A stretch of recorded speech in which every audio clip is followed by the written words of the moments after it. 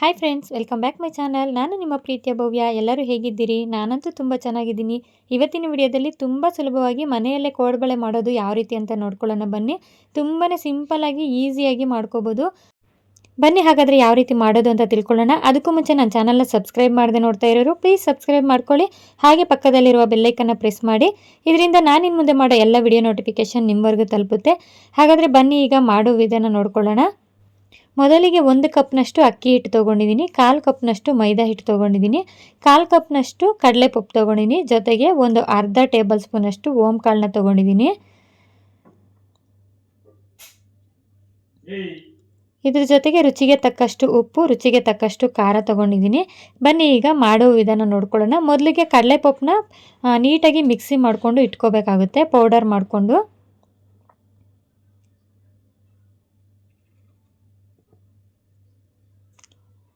ಈಗ ಅದನ್ನು ಪೌಡ್ರ್ ಮಾಡಿ ಸೈಡ್ಗೆ ಇಟ್ಕೊಂಡು ಒಂದು ಬಾಣಲಿನ ತೊಗೊಂಡಿದ್ದೀನಿ. ಮೊದಲಿಗೆ ಬಾಣಲಿನ ಸ್ವಲ್ಪ ಬೆಚ್ಚಗೆ ಮಾಡಿ ಅಕ್ಕಿ ಹಿಟ್ಟನ್ನು ಹಾಕಿ ಹುರ್ಕೋತಾ ಇದ್ದೀನಿ.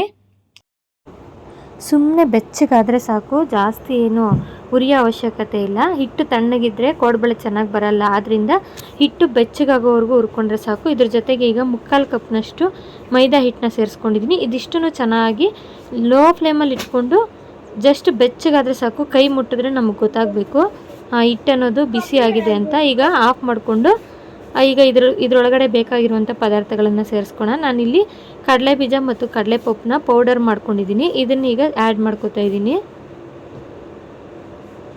ಇದ್ರ ಜೊತೆಗೆ ಒಂದು ಅರ್ಧ ಸ್ಪೂನಷ್ಟು ಓಂ ಕಾಳನ್ನ ಸೇರಿಸ್ಕೊಂಡಿದ್ದೀನಿ.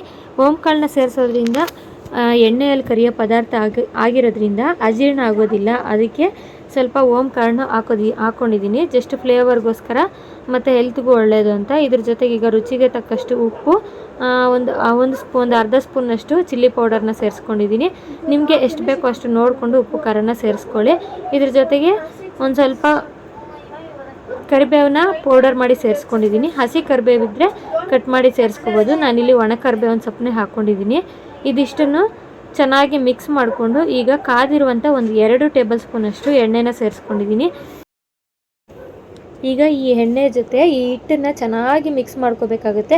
ಎಣ್ಣೆ ಹಾಕಿದ ತಕ್ಷಣ ಕೈ ಹಾಕಬಾರ್ದು. ಈ ರೀತಿ ಸ್ಪೂನಲ್ಲೆಣ್ಣೆ ಮಿಕ್ಸ್ ಮಾಡಿಕೊಂಡು ಒಂದು ಸ್ವಲ್ಪ ತಣ್ಣಗಾದ ನಂತರ ಈಗ ಎಣ್ಣೆ ಈ ಹಿಟ್ಟಿನ ಜೊತೆ ಚೆನ್ನಾಗಿ ಮಿಕ್ಸ್ ಆಗಬೇಕು. ಆ ರೀತಿ ಹಿಟ್ಟನ್ನ ಚೆನ್ನಾಗಿ ಪ್ರೆಸ್ ಮಾಡಿ ಮಿಕ್ಸ್ ಮಾಡಿಕೊಂಡು ಈಗ ಸ್ವಲ್ಪನೇ ನೀರನ್ನ ಸೇರಿಸ್ಕೊಂಡು ಕೋಡ್ಬಳೆಗೆ ಯಾವ ಹದ ಬೇಕೋ ಆ ಹದ ನೋಡಿಕೊಂಡು ಮಿಕ್ಸ್ ಮಾಡ್ಕೋಬೇಕಾಗುತ್ತೆ. ತೀರಾ ಗಟ್ಟಿಯಾಗೂ ಇರಬಾರ್ದು, ತೀರಾ ಮೆದುವಾಗೂ ಇರಬಾರ್ದು. ಆ ರೀತಿ ಹಿಟ್ಟನ್ನು ಮುಟ್ಟಿದ ತಕ್ಷಣ ಸ್ಮೂತಾಗಿ ಗೊತ್ತಾಗಬೇಕು. ಆ ಹದಕ್ಕೆ ಈ ಹಿಟ್ಟನ್ನು ಚೆನ್ನಾಗಿ ಮಿಕ್ಸ್ ಮಾಡಿಕೊಂಡು ಸ್ವಲ್ಪನೇ ನೀರನ್ನ ಸೇರಿಸ್ಕೊಂಡು ನಾದ್ಕೋಬೇಕಾಗುತ್ತೆ. ಚೆನ್ನಾಗಿ ನಾದೋದ್ರಿಂದ ಕೋಡ್ಬಳೆ ಒಡೆಯದೆ ಬಬಲ್ಸ್ ಬರದೆ ಚೆನ್ನಾಗಿ ಬರುತ್ತೆ. ನಾವು ಹಿಟ್ಟನ್ನು ಯಾವ ರೀತಿ ಚೆನ್ನಾಗಿ ಮಿಕ್ಸ್ ಮಾಡಿಕೊಂಡು ಬೆರೆಸ್ಕೋತೀವೋ ಅದರ ಮೇಲೆ ಡಿಪೆಂಡ್ ಆಗಿರುತ್ತೆ. ಕೋಡ್ಬಳೆ ಅನ್ನೋದು ಅಷ್ಟು ಸ್ಮೂತಾಗಿ ಬರುತ್ತೆ. ನೋಡಿ, ಈಗ ಹಿಟ್ಟು ಅನ್ನೋದು ರೆಡಿ ಆಗಿದೆ. ಈ ರೀತಿ ಬೆರಳಲ್ಲಿ ಪ್ರೆಸ್ ಮಾಡಿದ್ರೆ ಸ್ಮೂತಾಗಿ ಪ್ರೆಸ್ ಆಗಬೇಕು. ಅದಕ್ಕೆ ಕೋಡ್ಬಳೆ ಹಿಟ್ಟನ್ನು ಮಿಕ್ಸ್ ಮಾಡ್ಕೋಬೇಕಾಗುತ್ತೆ. ಈಗ ಕೋಡ್ಬಳೆ ಮಾಡ್ಕೊಳ್ಳೋದಕ್ಕೋಸ್ಕರ ಗೋಳಿ ಗಾತ್ರದಲ್ಲಿ ಒಂದೇ ಪ್ರಮಾಣದಲ್ಲಿ ಈ ರೀತಿ ರೌಂಡಾಗಿ ಬಾಲ್ಸನ್ನಾಗಿ ಮಾಡಿಟ್ಕೋಬೇಕಾಗುತ್ತೆ.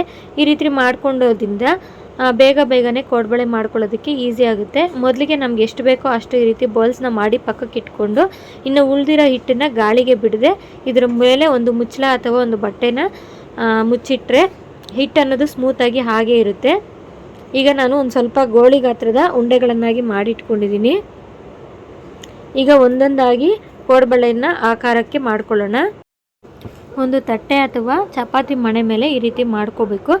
ಒಂದು ಸ್ವಲ್ಪ ಲೈಟಾಗಿ ಎಣ್ಣೆನ ಸವರ್ಕೊಂಡು ಕೋಡ್ಬಳೆ ತುಂಬ ತೀರ ದಪ್ಪಗೂ ಮಾಡಬಾರ್ದು, ತೀರ ಸಣ್ಣಗೂ ಮಾಡಬಾರ್ದು. ಮೀಡಿಯಮ್ ಸೈಜ್ನ ನೋಡಿಕೊಂಡು ನಮಗೆ ಎಷ್ಟು ಸೈಜ್ ಬೇಕೋ ಅಷ್ಟು ಸೈಜಲ್ಲಿ ಕೋಡ್ಬಳೆನ ಎಲ್ಲ ಒಂದೇ ಸೈಜಲ್ಲಿ ರೆಡಿ ಮಾಡಿಕೊಂಡ್ರೆ ನೋಡೋದಕ್ಕೂ ಚೆನ್ನಾಗಿರುತ್ತೆ.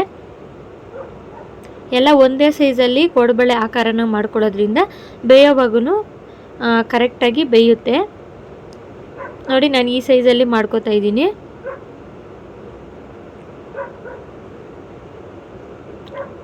ಈಗ ನಾನು ಮಾಡಿಟ್ಕೊಂಡಿದ್ದಂಥ ಗೋಳಿ ಗಾತ್ರದ ಉಂಡೆಗಳನ್ನೆಲ್ಲ ಕೋಡ್ಬಳೆ ಆಕಾರಕ್ಕೆ ಮಾಡಿಟ್ಕೊಂಡಿದ್ದೀನಿ. ಈಗ ಎಣ್ಣೆ ಕಾದಿದೆಯೆಲ್ಲ ಚೆಕ್ ಮಾಡಿಕೊಂಡು ಎಣ್ಣೆ ಕಾದಿದೆ. ಈಗ ಒಂದೊಂದಾಗಿ ಕೋಡ್ಬಳೆನ ಎಣ್ಣೆಯಲ್ಲಿ ಬಿಡ್ತಾ ಇದ್ದೀನಿ. ಎಣ್ಣೆನ ಮೊದಲು ಚೆನ್ನಾಗಿ ಕಾಯಿಸ್ಕೋಬೇಕು, ಮತ್ತು ಕೋಡ್ಬಳೆ ಬಿಡೋವಾಗ ಮೀಡಿಯಮ್ ಫ್ಲೇಮಲ್ಲಿ ಇಟ್ಕೊಂಡು ಈ ರೀತಿ ಕೋಡ್ಬಳೆನ ಬಿಡಬೇಕು. ಅದಾಗದೆ ಮೇಲಕ್ಕೆ ಎದ್ದು ಬರುತ್ತೆ, ಅಲ್ಲಿವರೆಗೂ ನಾವು ಸ್ಪೂನ್ ಹಾಕಿ ಕಲಕಬಾರ್ದು. ನೋಡಿ ಈಗ ಬಾಣಲಿಯಿಂದ ಅದಾಗದೆ ಬಿಟ್ಕೊಂಡು ಬರ್ತಾ ಇದೆ.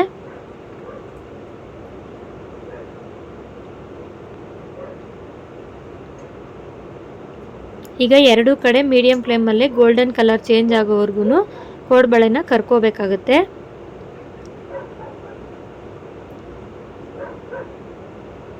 ನೋಡಿ ಈ ರೀತಿ ಗೋಲ್ಡನ್ ಕಲರ್ ಚೇಂಜ್ ಆದರೆ ಸಾಕು.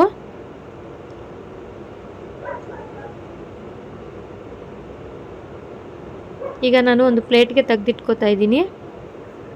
ಇದೇ ರೀತಿ ಉಳಿದಿರೋ ಹಿಟ್ಟಲ್ಲೆಲ್ಲ ನಾನು ಕೋಡ್ಬಳೆನ ಮಾಡಿಕೊಂಡೆ.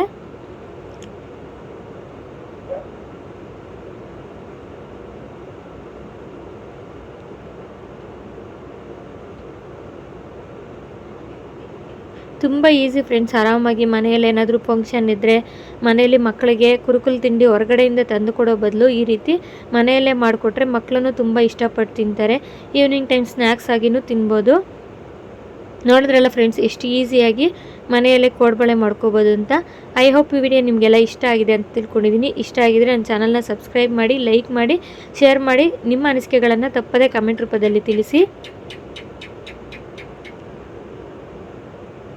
ನೋಡಿ ಎಷ್ಟು ಚೆನ್ನಾಗಿ ಕೋಡ್ಬಳೆ ರೆಡಿ ಆಗಿದೆ.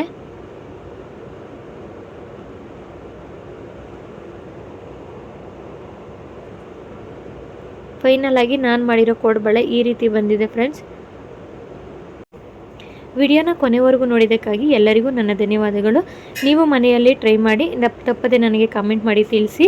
ಮುಂದಿನ ವಿಡಿಯೋದಲ್ಲಿ ಸಿಗೋಣ. ಅಲ್ಲಿವರೆಗೂ ಟೇಕ್ ಕೇರ್. Bye bye.